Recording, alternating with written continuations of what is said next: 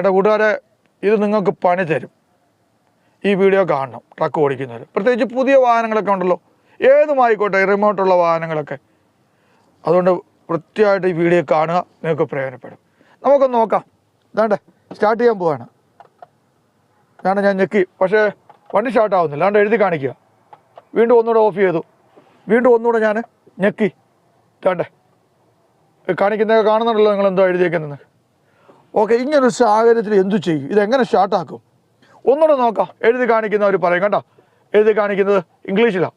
അടുത്ത് ചാവി വെക്കണമെന്ന്, ചാവി അടുത്ത് വെക്കണമെന്ന്, റിമോട്ട് ഇതിനടുത്ത് കൊണ്ടുവന്നാണ്ട് ഇങ്ങനെ വെച്ച് പിന്നെ പ്രസ് ചെയ്യണം. അപ്പോൾ സ്റ്റാർട്ടാവും. ഇതാണ്ട് വണ്ടി സ്റ്റാർട്ടായി. ഓ, അടിപൊളി. അപ്പോൾ ഇത് മറന്നു പോകല്ലേ.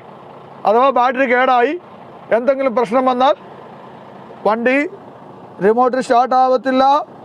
അപ്പോൾ ഇത് അടുത്ത് വെച്ച് സ്റ്റാർട്ട് ചെയ്യുക. അപ്പം നിങ്ങൾ പറയും, ഇനിയിപ്പോൾ കമൻറ്റ് വരും, ഇതിങ്ങനെയാണല്ലോ സ്റ്റാർട്ട് ചെയ്യുന്നതെന്ന്. ശരി, നോക്കാം.